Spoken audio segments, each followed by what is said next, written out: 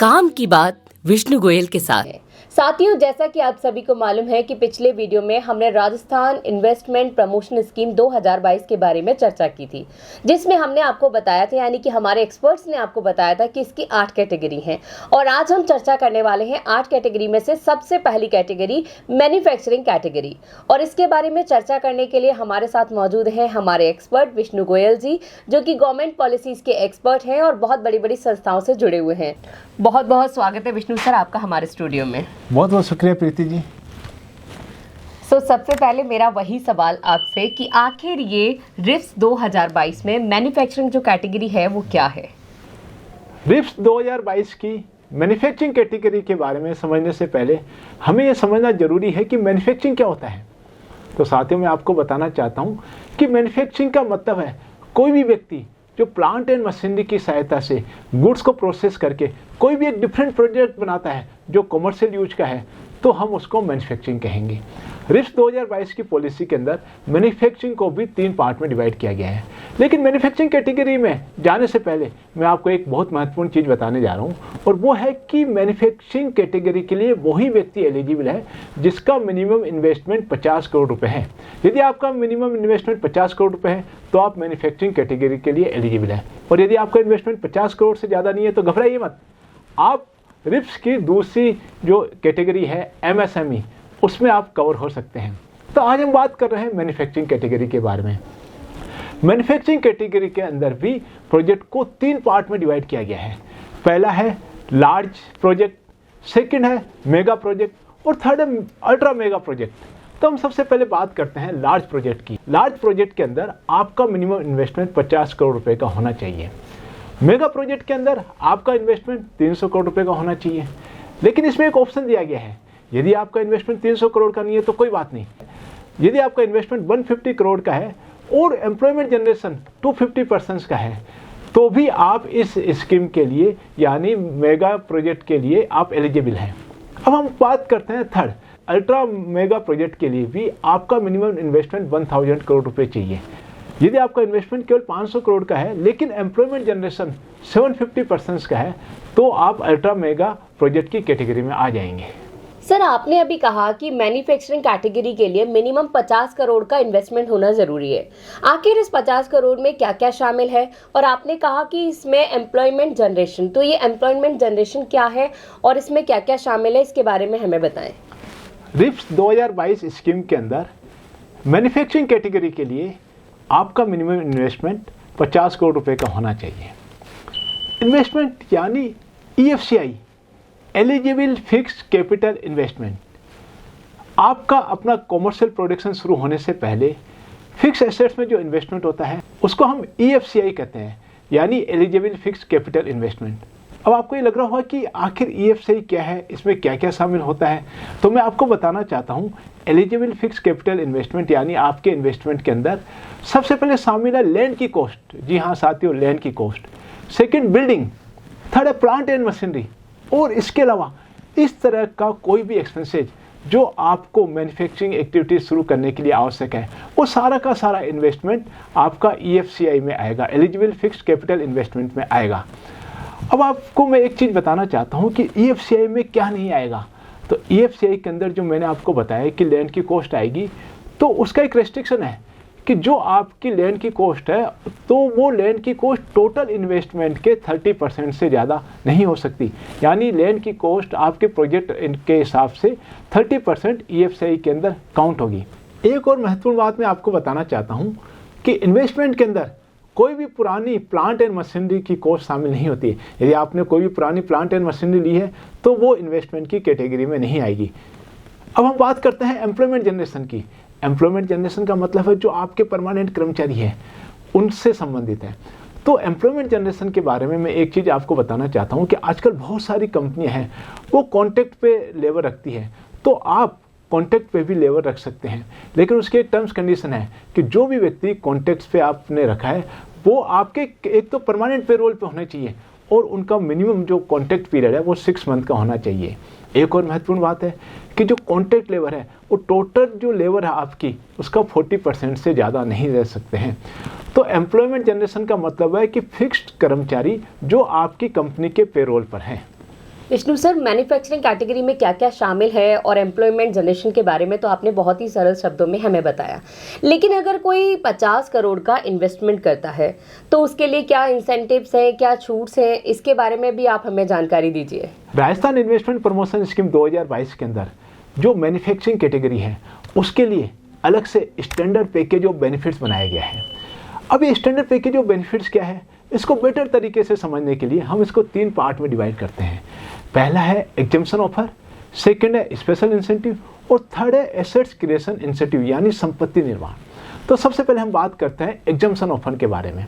मैंने आपको पहले ही बताया, एग्जम्पशन ऑफर का मतलब है आपको रिफंड नहीं होगा, आपको ये चीज़ पे ही नहीं करनी है। एग्जम्पशन ऑफर के अंदर भी 5 तरह के एग्जम्पशन अवेलेबल हैं। सबसे पहला है 100% एग्जम्पशन ऑफ स्टैम्प ड्यूटी। कोई भी लैंड आप परचेज करेंगे आपको स्टैम्प ड्यूटी पे करनी होती है, तो इसके अंदर 100% एग्जम्पशन आपको स्टैम्प ड्यूटी का है। ये एक अलग चीज़ है कि इसमें जो स्टैम्प ड्यूटी का एग्जम्पशन दिया गया है वो आपको इंस्टॉलमेंट में मिलेगा। सेकेंड हम बात करते हैं कन्वर्जन चार्जेज की। कन्वर्जन चार्जेज में भी 100% एग्जम्पशन है और ये भी आपको इंस्टॉलमेंट में दिया जाएगा। थर्ड है लैंड टैक्स की, वो आपको 7 ईयर्स तक आपको 100% लैंड टैक्स की छूट है। फोर्थ है मंडी टैक्स की, आपका जो मंडी टैक्स लगता है उसकी भी आपको 7 ईयर्स तक छूट मिलेगी। और फिफ्थ है इलेक्ट्रिसिटी ड्यूटी की, इसकी भी आपको 7 ईयर्स तक छूट मिलेगी। ये सारे छूट है वो एग्जम्पशन ऑफर में आते हैं और ये आपको पे ही नहीं करने हैं। यदि आपके पास कोई भी इसका बिल आता है तो इसका 100% आपको एग्जम्पशन है। अब हम बात करते हैं स्पेशल इंसेंटिव के बारे में। जो मैन्युफैक्चरिंग कैटेगरी है उसमें 5 जो स्पेशल इंसेंटिव अवेलेबल है, उसमें से पहला है एम्प्लॉयमेंट बूस्टर इंसेंटिव। यदि आप जितने ज़्यादा एम्प्लॉय रखेंगे उसका उसी हिसाब से आपको बेनिफिट्स मिलने वाला है। सेकंड है ग्रीन इंसेंटिव, जिसके अंदर आप जो प्लांट लगा रहे हैं जीरो लिक्विड जीरो डिस्चार्ज का, उसमें आपको इंसेंटिव मिलने वाला है। थर्ड है आपको क्लस्टर इंसेंटिव, आपके प्लांट की लोकेशन कहाँ है उसके हिसाब से आपको अलग से क्लस्टर इंसेंटिव मिलने वाला है। फोर्थ है ट्रेनिंग एंड स्किल इंसेंटिव, आप एम्प्लॉयमेंट को जो ट्रेनिंग देते हैं उसके लिए भी अलग से इंसेंटिव की व्यवस्था की गई है।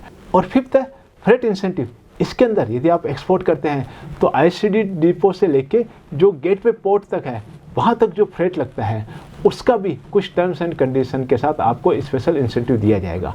तो मैन्युफैक्चरिंग कैटेगरी के अंदर एग्जम्पशन ऑफर और इंसेंटिव की अलग अलग व्यवस्था की गई है।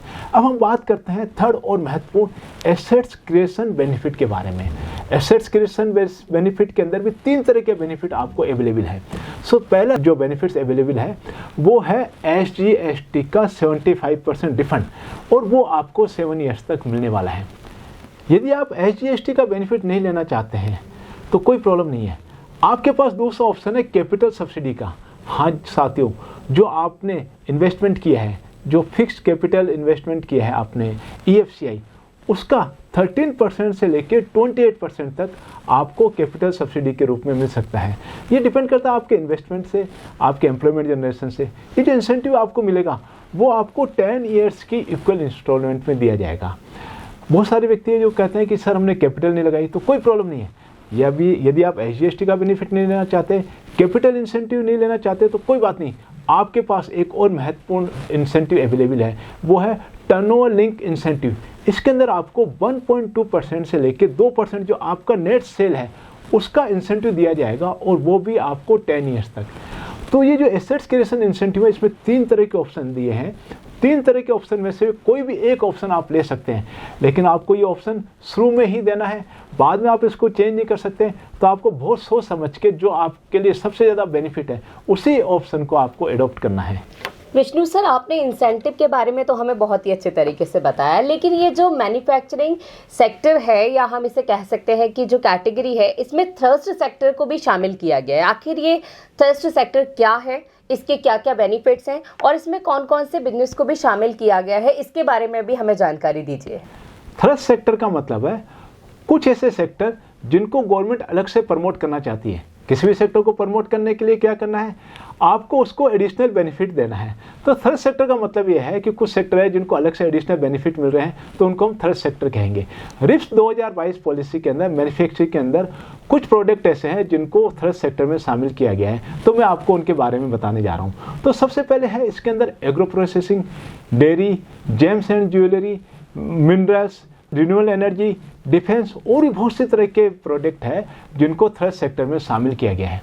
अब आप जानना चाहते हैं कि थर्ड सेक्टर में शामिल होने से हमें अलग से बेनिफिट क्या मिलेगा, तो मैं आपको बताना चाहता हूं कि यदि आप थर्ड सेक्टर में शामिल हैं तो जो हमने बात की थी एसेट्स क्रिएशन बेनिफिट की, उसके अंदर आपको 10% का टॉपअप मिलेगा। टॉपअप कैसे मिलेगा? यदि आप SGST का फ़ायदा ले रहे हैं तो आपको जो बेनिफिट मिलता है 75% रिफंड, उसका 10% आपको एक्स्ट्रा मिलेगा। आपने SGST का फ़ायदा ले लिया, कैपिटल सब्सिडी लिए, तो उसमें भी आपका 10% को टॉपअप मिलेगा। आप टर्नओवर लिंक इंसेंटिव ले रहे हैं तो उसमें भी 10% का टॉपअप है।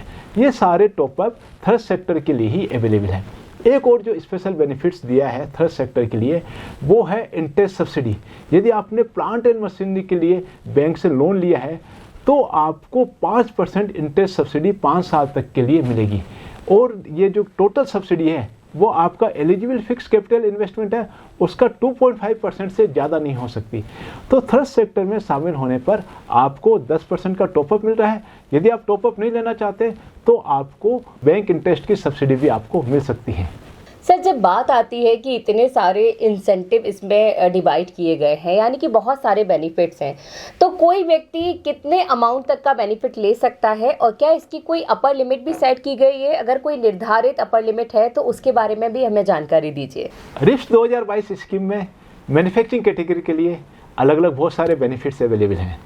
अब इन सब की जो बेनिफिट्स अवेलेबल है उनकी एक अपर लिमिट भी है। हाँ साथियों, अब अपर लिमिट भी टोटल इन्वेस्टमेंट के हिसाब से भी है, अलग अलग इंसेंटिव के हिसाब से भी है। तो हम सबसे पहले बात करते हैं एसेट्स क्रिएशन इंसेंटिव की, जिसके अंदर आप यदि SGST का फ़ायदा ले रहे हैं तो उसकी जो अपर लिमिट है वो है 50 करोड़ रुपए से लेकर 65 करोड़ रुपए तक का। और जो ये इन्वेस्टमेंट है आपका वो टोटल आपके इन्वेस्टमेंट का 100% तक आप SGST का बेनिफिट ले सकते हो। अब हम बात करते हैं कैपिटल सब्सिडी के बारे में और टर्नओवर लिंक इंसेंटिव के बारे में। तो इसकी भी जो लिमिट है वो लिमिट है 50 करोड़ रुपए से लेकर 80 करोड़ रुपए तक एनुअली। 80 करोड़ रुपए तक एनुअली भी यदि आपका इन्वेस्टमेंट इस तरीके का है तो आप 80 करोड़ रुपए भी गवर्नमेंट से एनुअली इंसेंटिव के रूप में ले सकते हैं। अब हमें एक चीज़ और ध्यान में रखना है कि आपका एलिजिबल फिक्स कैपिटल इन्वेस्टमेंट कितना है। तो जो टोटल बेनिफिट, चाहे वो एसेट्स क्रिएशन का हो और दूसरा बेनिफिट्स हो, वो सारा बेनिफिट आपके कैपिटल इन्वेस्टमेंट का 100% हो सकता है। यानी यदि आपने राजस्थान में 50 करोड़ रुपए लगाए तो आप गवर्नमेंट से अलग अलग इंसेंटिव के रूप में 50 करोड़ रुपए तक का भी बेनिफिट ले सकते हैं। और कुछ कैटेगरी के अंदर तो 100% की जगह 125% तक का भी बेनिफिट ले सकते हैं। मानो आपने 100 करोड़ रुपए लगाए हैं तो गवर्नमेंट से आप 125 करोड़ रुपए तक का भी इंसेंटिव ले सकते हैं। और अलग अलग ईयर में इसकी अलग अलग अपर लिमिट है। ये आप पे डिपेंड करता है कि आपका इन्वेस्टमेंट कितना है, आपका एम्प्लॉयमेंट जनरेशन कितना है, आपकी कैटेगरी क्या है, आपकी फैक्ट्री कहाँ सिचुएटेड है, इन सब चीज़ों पे इस पर डिपेंड करता है। बहुत बहुत धन्यवाद विष्णु सर, आपने बहुत ही अच्छे तरीके से मैन्युफैक्चरिंग कैटेगरी के बारे में हमें बताया। लेकिन अब हमारे दर्शकों के हमें बहुत सारे फ़ोन भी आ रहे हैं, बहुत सारे मैसेज भी आ रहे हैं कि सर्विस सेक्टर के बारे में, सर्विस जो कैटेगरी है उसके बारे में आप वीडियो बनाएं। तो शायद हम अगला वीडियो आपके लिए यानी हमारे दर्शकों के लिए आपकी सहायता से सर्विस सेक्टर का लेकर के आने वाले हैं। तो बिल्कुल जिस तरह से आपने देखा कि हम अगला वीडियो सर्विस कैटेगरी का आपके लिए लेकर के आने वाले हैं। अगर आपके कोई और सवाल है या कोई ऐसे प्रश्न है जिन्हें आप हमसे जानना चाहते हैं तो आप हमें व्हाट्सएप पे संपर्क कर सकते हैं, आप हमें कॉल कर सकते हैं और कमेंट करके हमें बता सकते हैं। तो जल्द ही हम हाजिर होंगे, तब तक हमें दे इजाज़त। धन्यवाद।